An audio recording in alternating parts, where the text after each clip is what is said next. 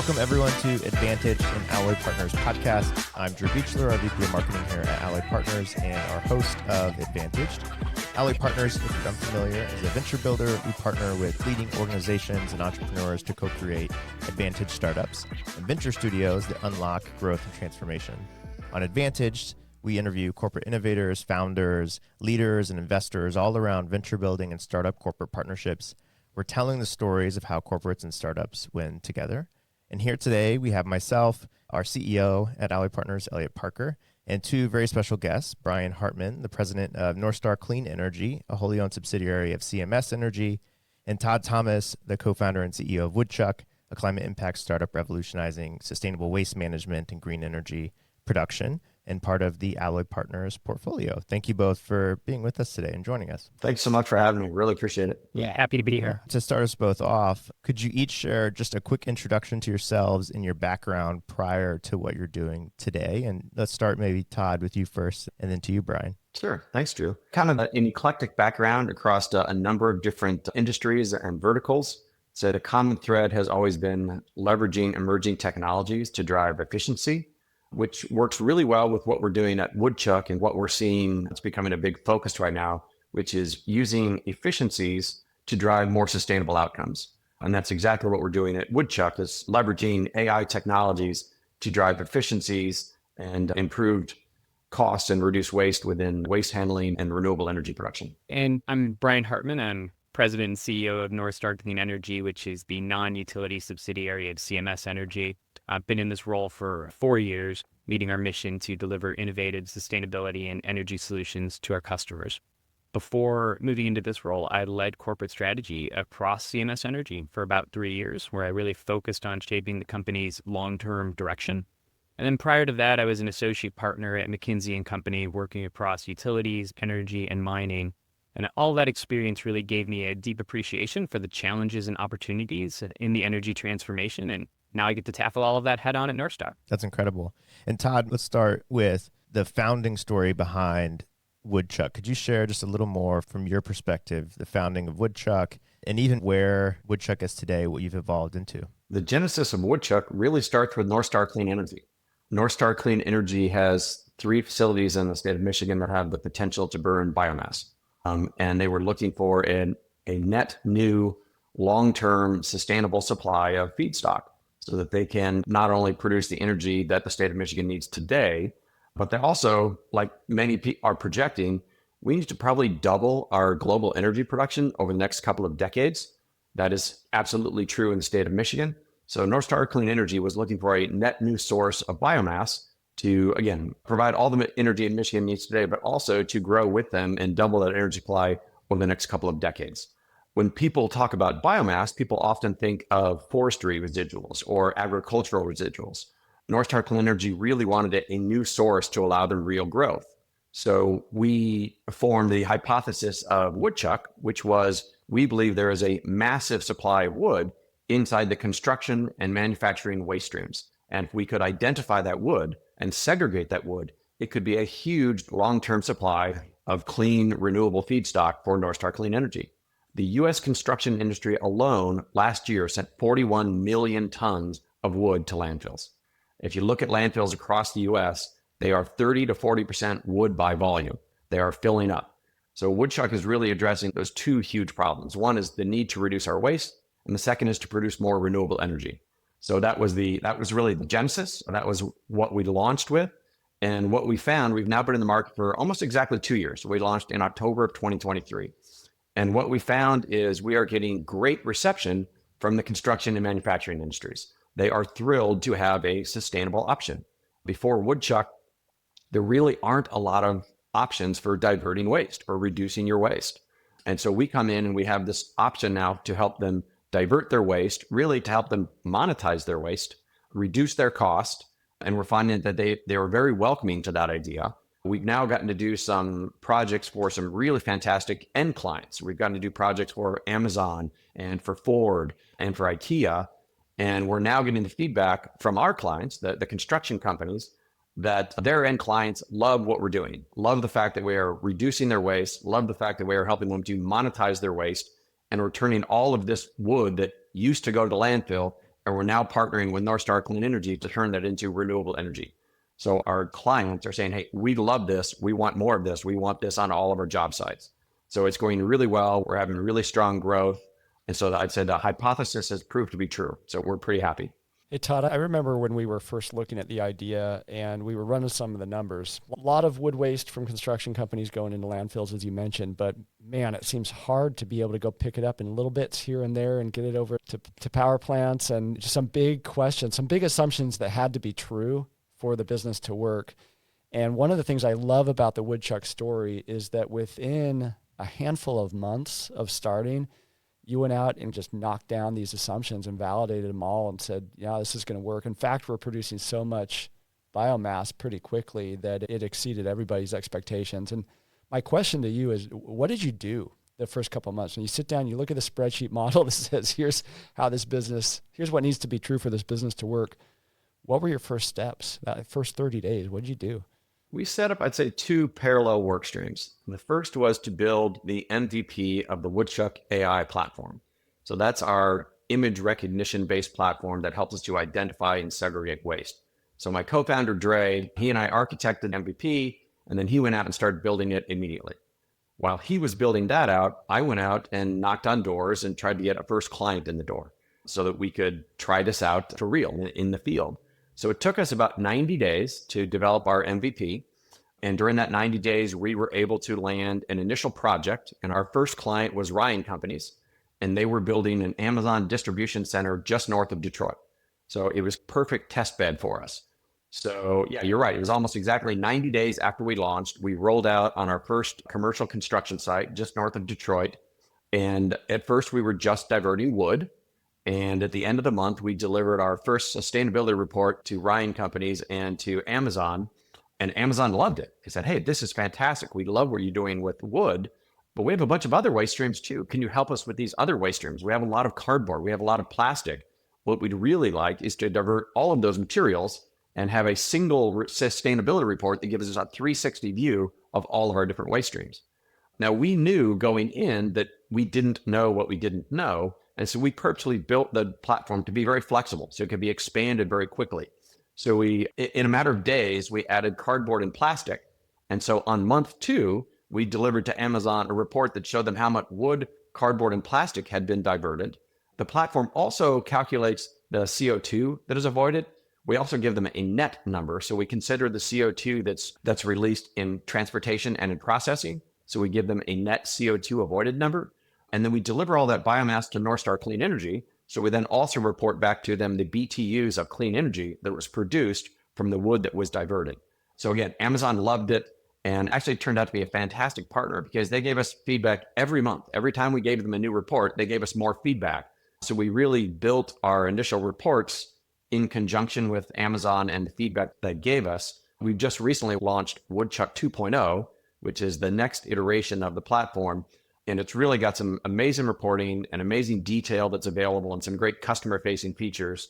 Getting that very first project with a big name brand company that was really willing to work with us and give us feedback so that we weren't creating this in a vacuum. We were creating this hand in hand with clients that gave us feedback. It was really powerful. That's great. I think too the moral of the story as well, Todd, that you don't know what you don't know. And not until we had the first report in the hands of Amazon did we understand that, oh, they also care about X, Y, and Z. And kind of that leads to so much bigger of an opportunity where you can start small and make a meaningful impact, but then it becomes this much bigger opportunity. Showing up and doing the work is really half the battle. And I think that's a basic principle for success for startups, which is get your MVP into the hands of your clients as soon as possible, because you're never going to get it exactly right.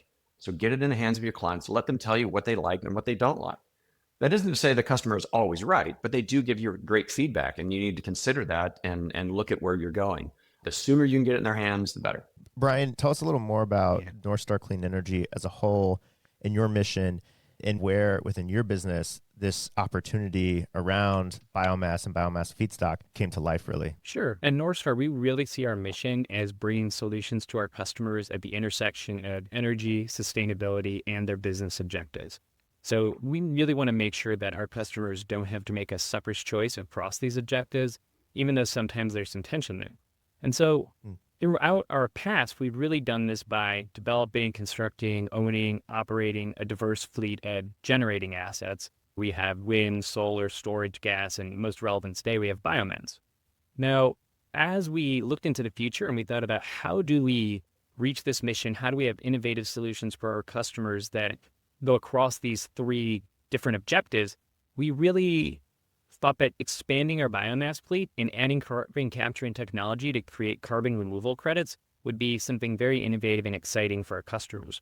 And so once we realized we wanted to move into that space, into carbon capture and sequestration on top of our biomass fleet, we started talking to customers and realized one of the problems to be solved on our end was how do we get a really high quality, reliable source of biomass feedstock that our customers are going to be excited about? Because when a customer buys carbon removal credits, they're very worried that if they're not super high quality, if you can't trace them back, that they're going to be considered greenwashing, doing something that's not actually good for the environment. So we very quickly realized we needed an innovative solution to be able to actually make sure that not only could we get all the biomass that we were going to need, but that it would be high quality and that we could report that high quality aspect to our end customers of our carbon credits. Since the launch of Woodchuck, how has working together been an accelerant in your business at NorthStar? Sure. I would just go back to that same problem to solve, right? We needed plenty of biomass and we needed it to be high quality. We needed it to be consistent. We needed it to be traceable. And so far, it's been great. I think the wood waste that we have gotten in the past has been somewhat variable.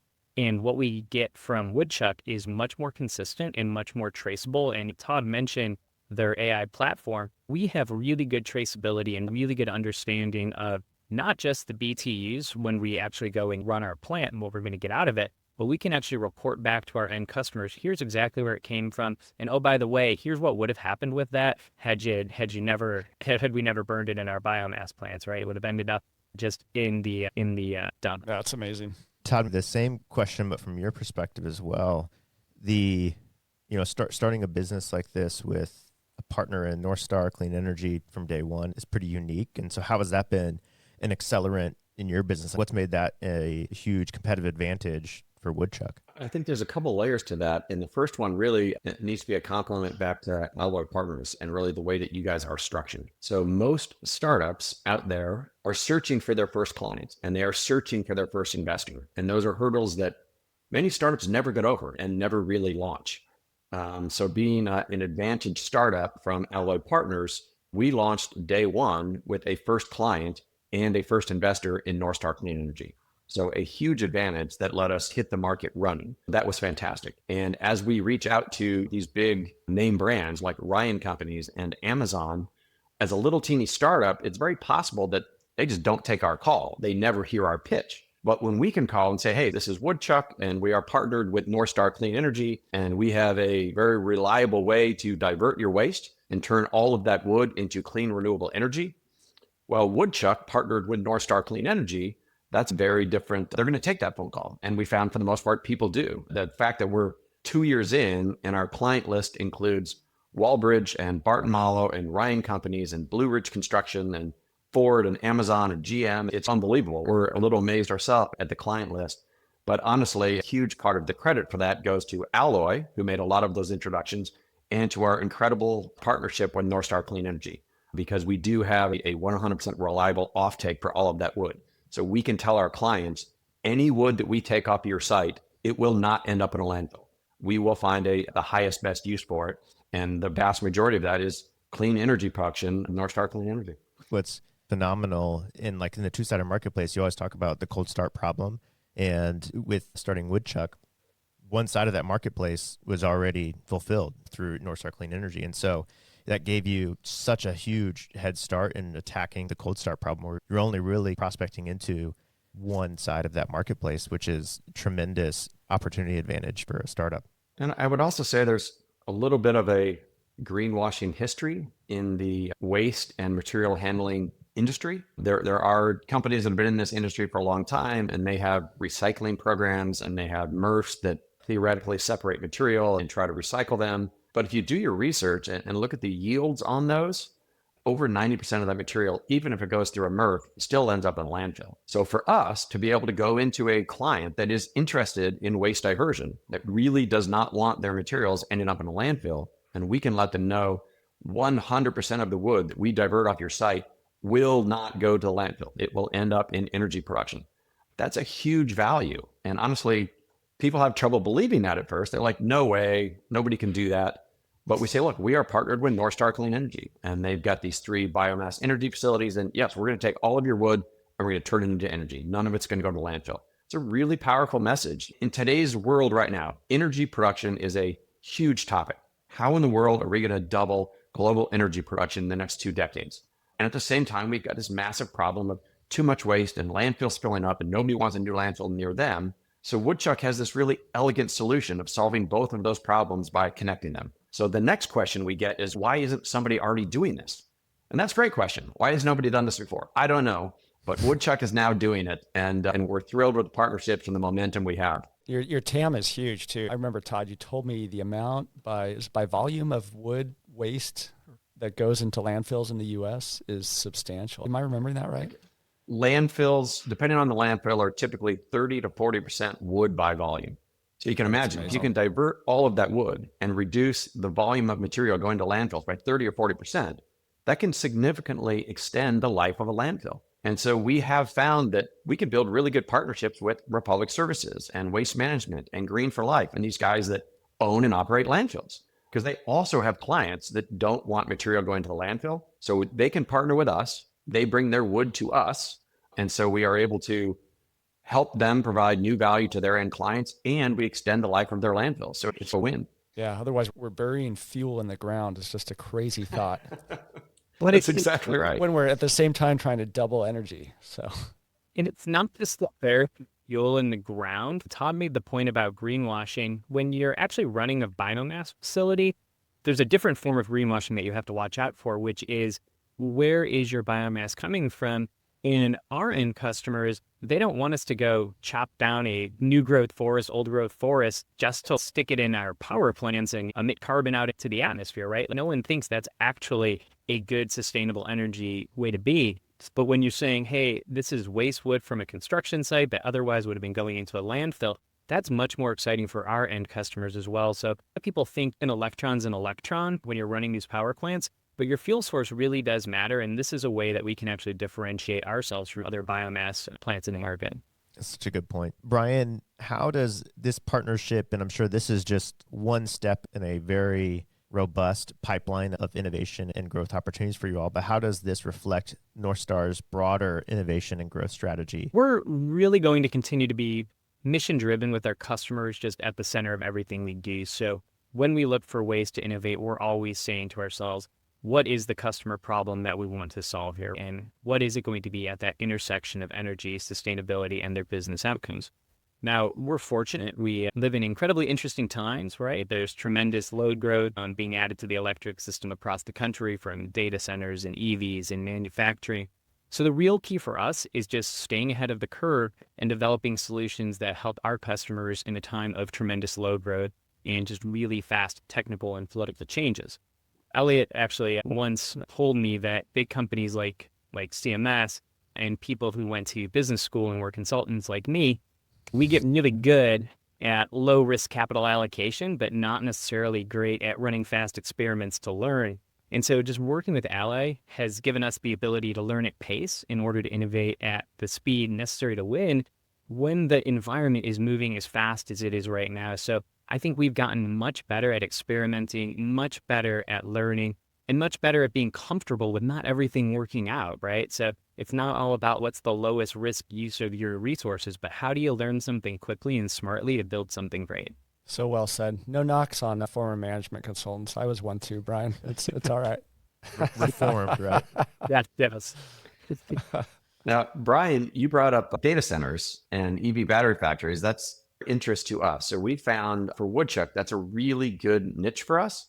When an end client is building a data center or an EV battery factory, these are really large projects. They have a huge footprint. And so there is a big focus on sustainability, especially data centers and how much energy they use. So people are really looking at that.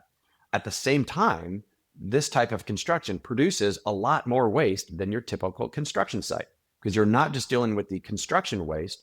All of that high-end electronic equipment that is arriving on site is highly packaged. It is typically arriving on site in 6-sided hardwood boxes filled with cardboard and plastic. And at the very center of that is a server, right? So without Woodchuck, all of that packaging material goes to the landfill. With Woodchuck involved, we can recover all of that material. We will turn the wood into energy. We will recycle the cardboard and plastic. So there's a huge ability to reduce the carbon footprint while you are building those facilities. And at the same time, we are turning all of that wood into renewable energy so it can help offset all of the energy that those facilities can consume moving forward. So it's a really good niche for us. And in Michigan and Indiana in particular, it's a really hotbed of new construction sites for data centers and for EV battery factories. Obviously, Ford and GM and Stellantis are all based in Michigan, so they like to have their EV battery factories close. And data centers, I mean, that's not just a Midwest surge. Data center construction is the fastest growing segment of the construction industry. And it's a really good fit for Woodchuck. We found that we can just really bring a ton of value in those projects. That's a big focus area for us moving forward. Brian, I know you all are even doing more and more in biomass with your biomass fleet and your sustainability platform and becoming this full carbon management solution in many ways as well. Could you share a little bit more on that front too, with what's coming next from that perspective? Yeah, so carbon management is really a pretty broad space all around how do you actually reduce the amount of carbons in the atmosphere. And we are continuing to develop our carbon management strategy and looking at where we can best innovate. In this space, you really need a full ecosystem. You need subsurface experts, you need power plant experts, you need verification experts, financial partners, customers who want to be at the forefront of sustainability. So really right now, we're spending a lot of our time determining exactly which roles we want to play within the ecosystem. So we always ask ourselves, where can we be the best in the world at something, right? And we want to go hard and be great at doing those couple of things, and then having the best partners we can across that ecosystem. These days, we're looking at converting our current biomass fleet, adding carbon capture and sequestration. We're looking at acquiring more biomass fleet to add more carbon capture to. We're looking at adding carbon capture to our existing gas fleet. We're looking at the potential to acquire more gas plants to add more carbon capture to. So really, there's a huge opportunity here. We see ourselves as great at developing, constructing, owning, and operating energy generating facilities, right? So that's our niche within it. But what we've learned through this whole process is that we're actually pretty good at helping to create the ecosystem around us too, right? Finding partners like Todd, helping seed things like Woodchuck. You really need to do all of that to create the ecosystem if you want something like carbon management to be as big as we think it could be. Can I follow up on that, Brian? You're curious, there's Todd's been talking about the need to double energy in the next decade or two. I've even heard industry experts say we need to triple the amount of energy. We'll see how efficient those AI chips get, but we need to increase energy a lot. And you're in that environment. Are you feeling tension right now because you're simultaneously trying to do it in sustainable ways when at the same time you've got the market saying, in fact, you've got some customers out there potentially. I think about the big AI players. I don't think they're really too worried about sustainability and energy production at the moment. Unfortunately, they're trying to get energy wherever they can get it, and aren't even that worried. Maybe not even that worried about how much it costs because there's such a race at the moment.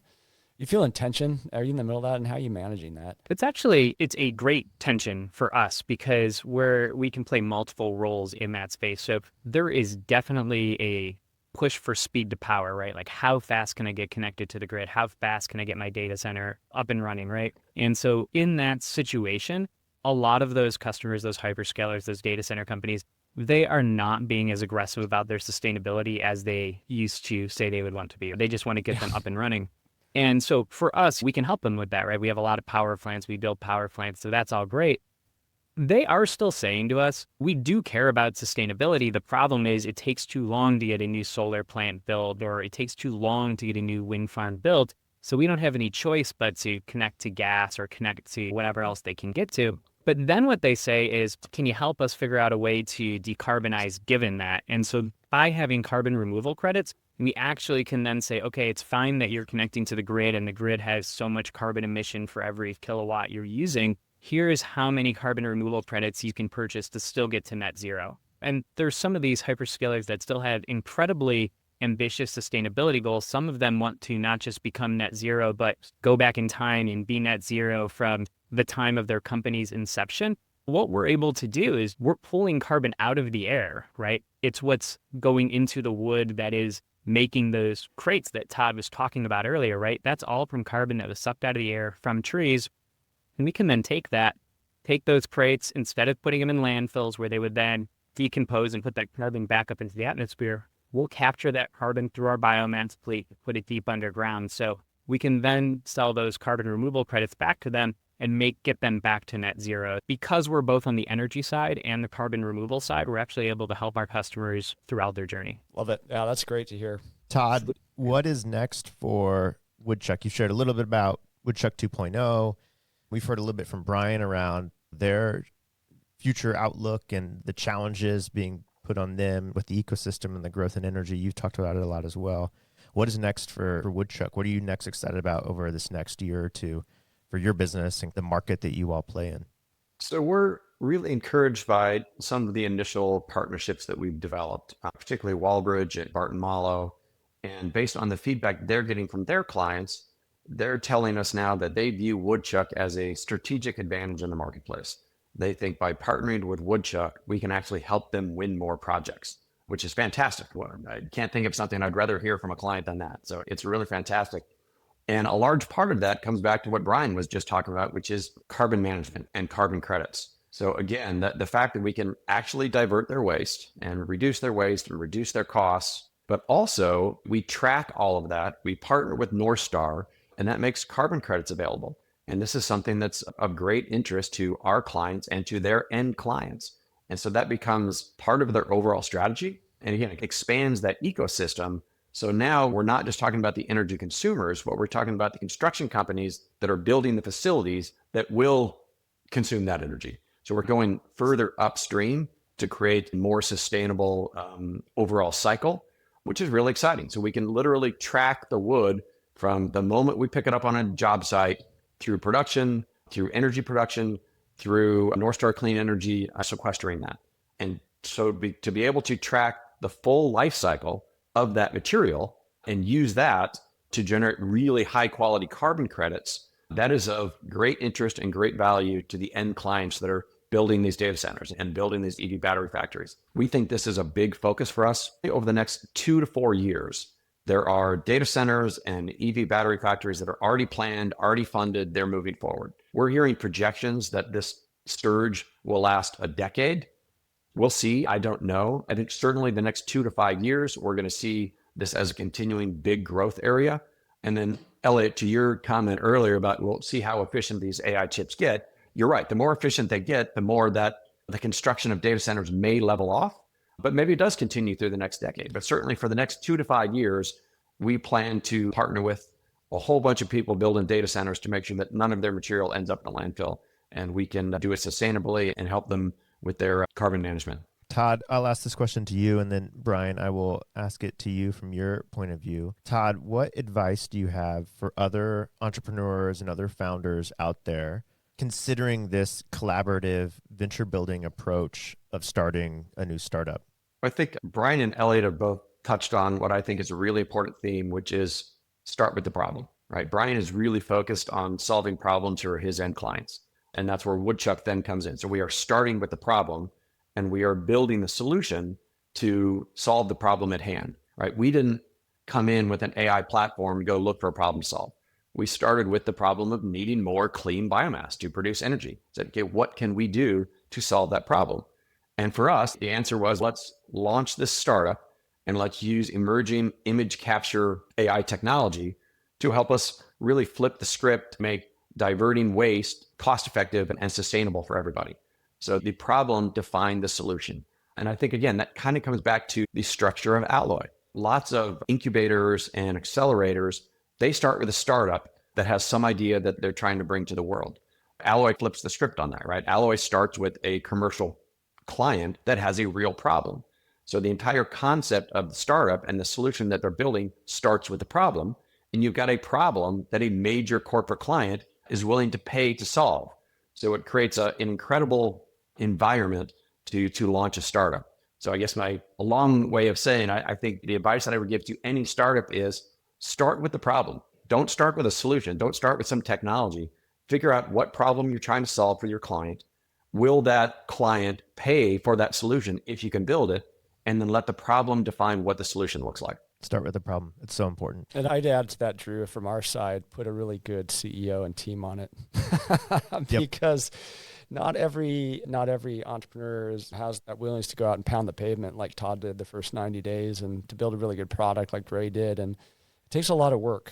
There's a lot of work involved and a willingness to learn along the way, discovering, for example, that the reports to the end client matter a lot. And that's a key part of keeping them engaged in the system. And on and on. I could rattle off 5 or 10 different ways the Woodchuck team has learned how to improve upon the initial nugget of a problem and solution to make it much better and much bigger than we ever could have imagined. It's so important. Brian, from your point of view, what advice would you have for other business leaders, corporates, especially people in your previous role leading strategy and in the CEO seat? What advice would you have for them when thinking about running these experiments and learning and focus on that front? Yeah, I think large corporations have a lot of wonderful processes and structures that are built for a specific purpose. And it is generally not the purpose, quick innovation.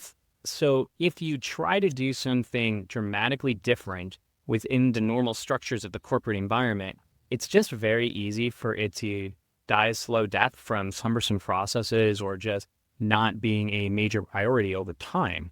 So if you find a way to do it outside of those normal structures, those normal processes, and you can work with somebody like Alloy that actually has great processes for this type of work, it can be so much smoother. And then I'll just hit on, Elliot made the point, you really need a great founder and a great founding team. And I totally agree with that. And Todd has been a great founder.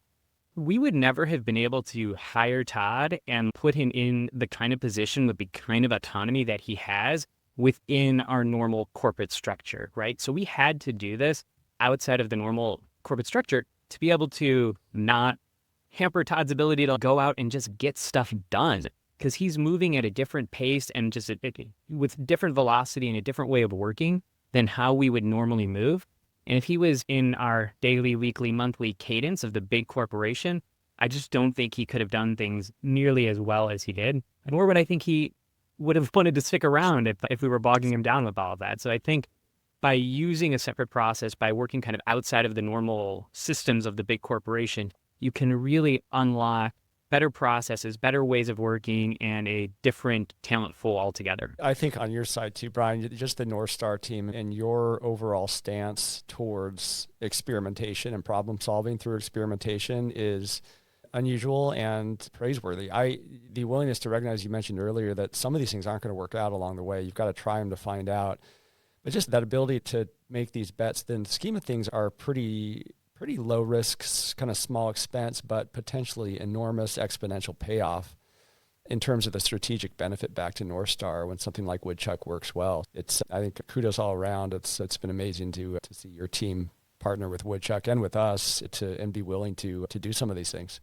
Yeah, no, so that is a good point. I should give the team a little bit of credit here too, because another thing that I think made this quite successful is that we did have a person or two at NorthStar who is willing to really champion this, right? And work closely with Todd and help make this actually work, right? So we needed to go outside of the normal corporate processes and structures to make this work, but we couldn't just wave at Todd every month and say, hope it's going well. So we did have a couple of people who were really championing it internally as well. So you do need those internal champions to go with working with the kind of external processing systems. Yeah, 100%. I would underscore that we have so many different people within NorthStar that we work with regularly. So we work regularly with operations guys at each one of the facilities to make sure that we're coordinated on the volume of material that we're bringing to them that they can consume. We've got a number of champions within the headquarters and at the corporate level. So we really have a whole team of people that support us, that we communicate with regularly and build really good relationships and partnerships. So There are lots of startups that have a corporate partner or corporate sponsor, and that doesn't always go well. It's been going swimmingly for us. We feel we have so much great support from NorthStar, which really allows us to collaborate and cooperate both at a strategy level and an operations level, which is really important for a startup like ours. So it's been really helpful, a great partnership. I don't want to give other founders, though, the impression that it becomes easy in a sense. Like I tell my team at the plant all the time, buy for whoever's going to provide you high quality, reliable, cost effective biomass. And Todd just happens to be able to do that. So it is the partnership, but it also has to do with the fact that it's like a strong company with a great product. The partnership's good, but the product I think is really critical as well. Well, I didn't mean to imply that it's easy. We've had hiccups, we've had problems, but Yes. we've been able to communicate about them. We've been able to communicate and resolve those problems. But yeah, something's always going to go wrong. I think that's another piece of advice for a startup, right? You don't know what's going to go wrong, but something is going to go wrong along the way. Multiple things are going to go wrong. So you need to plan for that, and you need to hedge and need to have some margin of error, because something's going to go wrong every week. But a good partner can help you address those problems and resolve them. But yeah, it's not easy, and problems happen all the time. And you have to plan on that and count on that as a startup. This has been incredible. I just want to thank you both for joining us. This has been an awesome conversation. I'm very excited to be able to share this with the world more around all the great work that you two are doing and that we've all done together, which is great. Thanks, guys. It's been great. Thank you, guys.